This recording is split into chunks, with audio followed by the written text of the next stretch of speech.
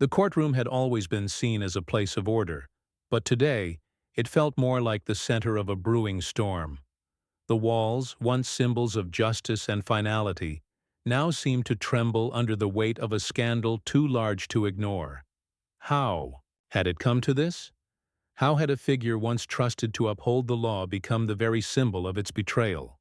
And perhaps more importantly, who had the courage to challenge that betrayal when so many others turned away? Karoline Leavitt's entrance into the courtroom did not go unnoticed. With measured steps and a gaze that did not falter, she carried the weight of an $800 million lawsuit, a number so staggering it seemed almost unfathomable. Was this simply about money? Or was it about exposing something much deeper, something far more dangerous than anyone had dared to admit? Out loud? Whispers filled the rows of hard benches as the audience strained to catch every word, every glance, every subtle movement. Some asked themselves silently, was the judge truly guilty of the things being hinted at? Had the system been manipulated for years, protected by fear and silence? And if so, why was it Karoline Leavitt, a figure many underestimated, who had risen to tear the facade apart? The judge in question, known publicly for his cool demeanor and scholarly speeches, now sat with a stiffness that betrayed his inner turmoil. His robe, once a badge of honor, now looked like a shroud heavy with shame. In front of him stood stacks of evidence, documents and testimonies that Karoline's team had spent months gathering, each one a blade cutting through the myth of his untouchable authority. As the opening statements were read, it became clear this was no ordinary case. It was not a technical debate over legal procedures, nor a squabble over financial misconduct hidden in the gray areas of law.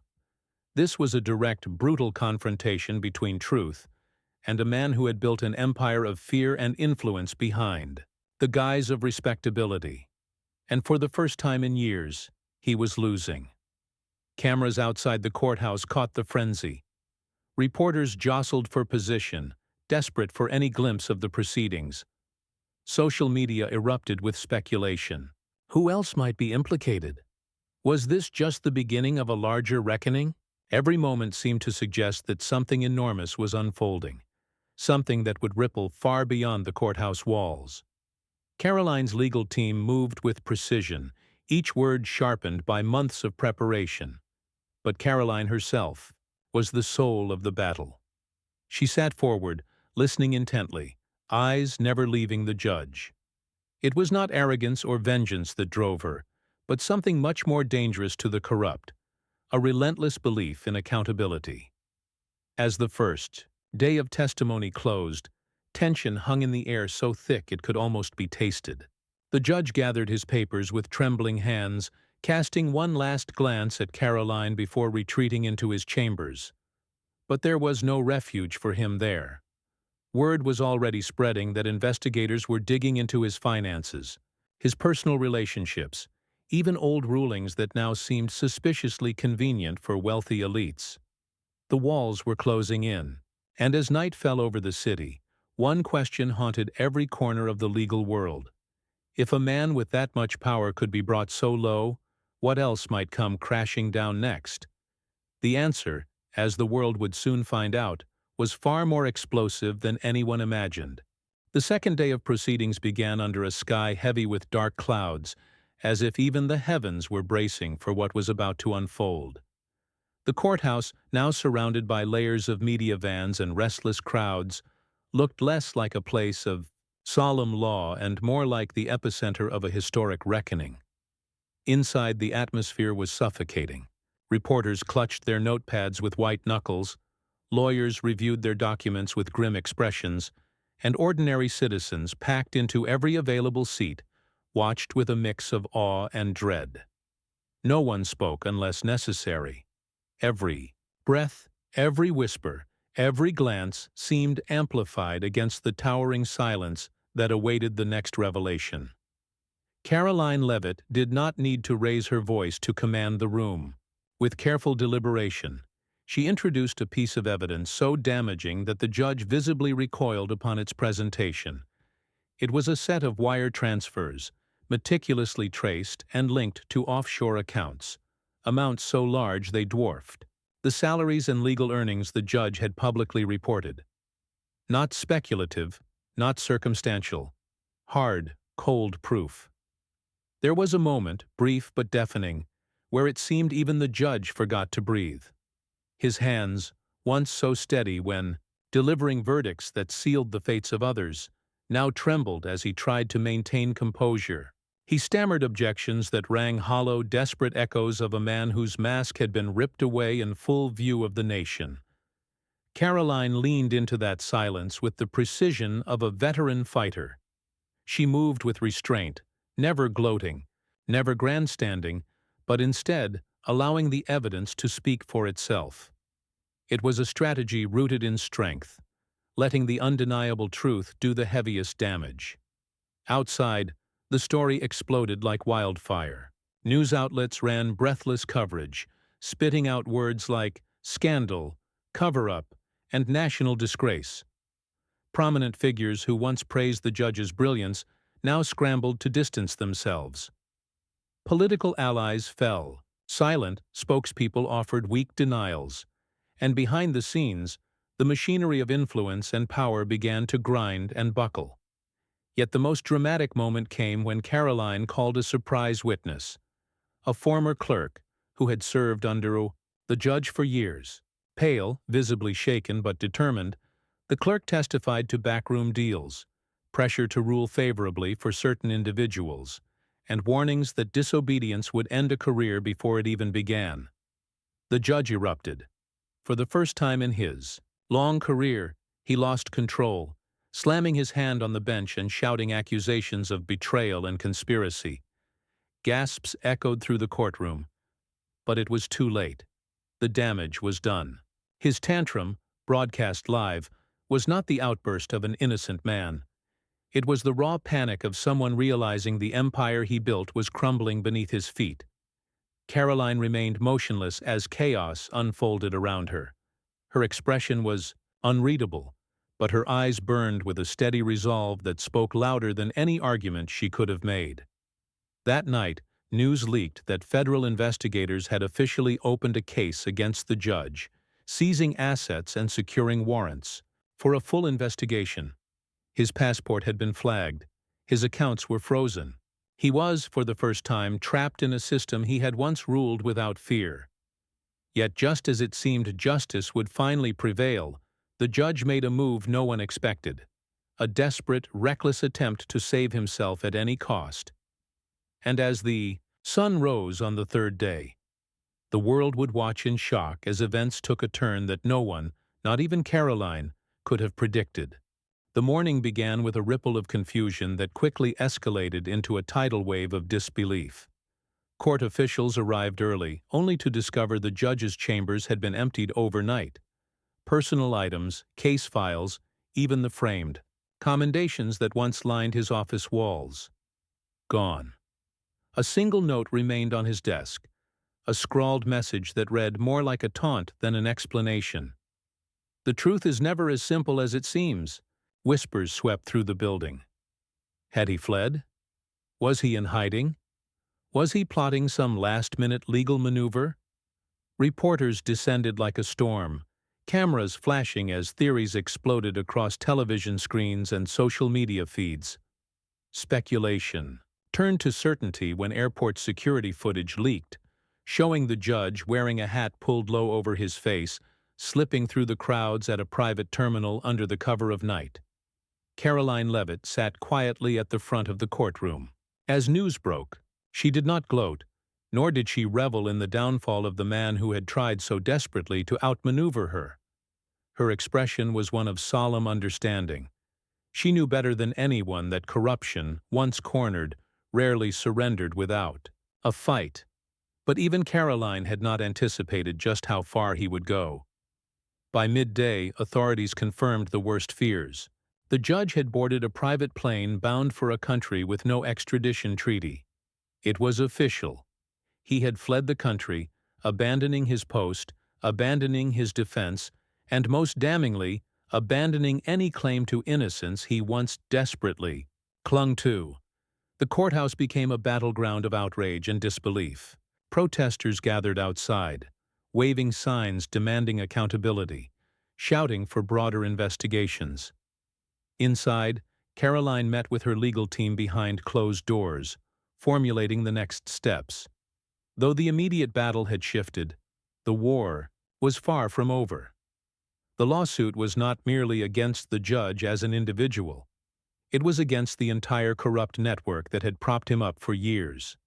Still, the emotional toll was undeniable. Many questioned if justice could ever be truly served now. Could a man who had fled his own judgment ever be forced to answer for the damage he had caused? Or would he live out his days in luxury, untouchable, a ghost haunting the very idea of fairness? Karoline refused to let those doubts win. She took to the courthouse steps that evening, addressing the press and the public with a calm, commanding voice. "This is not the end," she said, the words cutting through the noise with razor-sharp clarity. "This is proof of everything we fought to expose. When the guilty run, it is not victory for them. It is validation for us. We will not stop. We will not be intimidated. And we will bring every last shadow of corruption into the light." The crowd erupted into cheers, but Karoline's expression remained firm, almost grave. She understood that this moment, while triumphant, marked only a single step in a much larger, more dangerous journey. The judge's flight was not a closing chapter. It was a spark thrown onto dry timber. And as the investigation widened, as names and institutions once thought untouchable began to surface, it became clear that the real storm was only just beginning. Tomorrow would bring subpoenas, arrests, and revelations that would shake the very foundations of power. But for tonight, the city stood on a knife's edge, breathless and waiting for what came next. By dawn, the walls of protection that had shielded the judge's allies for years began to crack. High-ranking officials, corporate executives, and legal insiders were served subpoenas before they had finished their morning coffee. Some were dragged from their homes by federal agents, their faces pale with the realization that the fortress of influence they had helped build was collapsing in real time. It was no longer just about one man fleeing justice. It was about a system that had allowed him to operate unchecked for so long. The lawsuit Karoline Leavitt had unleashed was evolving, growing in scope and ferocity. What began as an $800 million demand for damages against a single corrupt judge had become a sweeping investigation into an entire ecosystem of greed, betrayal, and abuse. Karoline worked tirelessly behind the scenes, meeting with investigators, briefing her team, and reviewing mountains of evidence. Each new piece of information pulled another thread from the tangled web of corruption.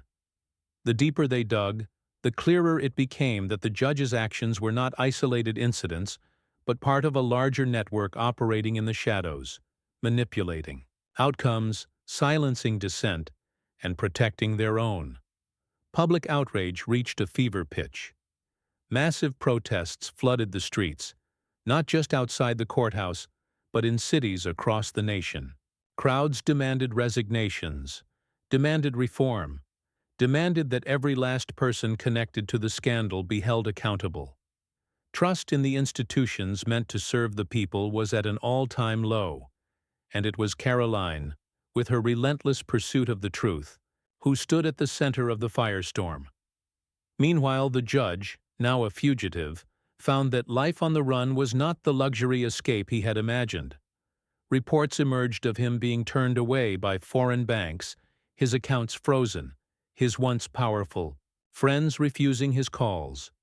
His name, once spoken with reverence in the halls of power, had become a symbol of disgrace. Every time he tried to reach out for help, doors slammed shut. The fear of being associated with his downfall was greater than any loyalty he might have once commanded. Alone and desperate, he moved from place to place, hiding from both the media and the law. A man without a country, without allies, and without hope. Back home, Karoline's efforts culminated in a landmark court ruling. Even in his absence, The court found the judge guilty of gross misconduct, corruption, and dereliction of duty. The judgment awarded the full $800 million to the plaintiffs, setting a historic precedent that sent shockwaves through the legal and political world. More importantly, the ruling sparked a broader movement for judicial reform. Leaders who once dismissed Karoline as naive or overzealous now openly praised her courage. New legislation was drafted to create stricter oversight of judges, harsher penalties for corruption, and greater transparency for court proceedings. Yet even as victory loomed, Karoline remained vigilant. She knew better than anyone that true change required more than headlines and courtroom victories. It required sustained pressure, real accountability, and a willingness to confront uncomfortable truths long after the cameras moved on. And so, standing once more on the courthouse steps, she looked out over a sea of faces, some cheering, some still skeptical, but all witnessing the undeniable shift she had set in motion. The fight was not finished. But for the first time in a long time, the forces of corruption were on the run, and the people were awake, angry, and ready to take their power back. And Karoline Leavitt, the woman they once said was too young, too inexperienced, too bold for her own good, had become a force they could no longer ignore. The weeks that followed were a blur of transformation. Where once there had been hesitation, now there was momentum. Investigations expanded. Additional judges, corporate executives, and government officials found themselves exposed under the unrelenting scrutiny Karoline had ignited. What had begun with a single lawsuit now reshaped the national conversation about justice, integrity, and who truly held power in a system long shielded by secrecy. Karoline Leavitt became a symbol, but she refused to be treated like a relic or a trophy.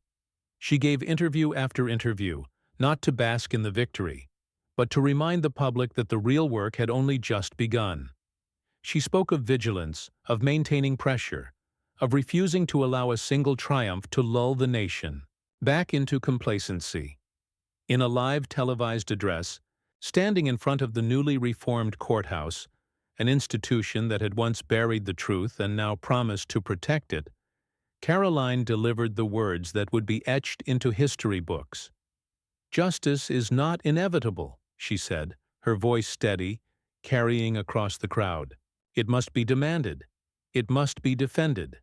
It must be fought for every single day by people who refuse to look the other way." The crowd roared, but Karoline did not smile. She was not here for applause. She was here to ensure that no one forgot. The cost of pretending everything had been fine. And she knew the faces in the crowd were not just there for celebration. Some were there because they had been hurt by the corruption, left behind, made to feel invisible. She spoke to them most of all. The judge, now a fugitive wandering foreign streets in fear of being recognized, was a distant afterthought. His story ended not with glory or vengeance, but with something far worse: obscurity. He became a cautionary tale whispered among those who once had empires in their grasp, but lost everything by believing they were above consequence. Meanwhile, Karoline refused offers of higher office, lucrative speaking tours, or book deals aimed at polishing her image. She returned to her roots, setting up a legal advocacy center dedicated to protecting whistleblowers, investigating judicial corruption, and mentoring the next generation of fighters who understood that real change is forged in the trenches, not the spotlight. Her lawsuit, once seen as a reckless gamble, now stood as a monument to perseverance.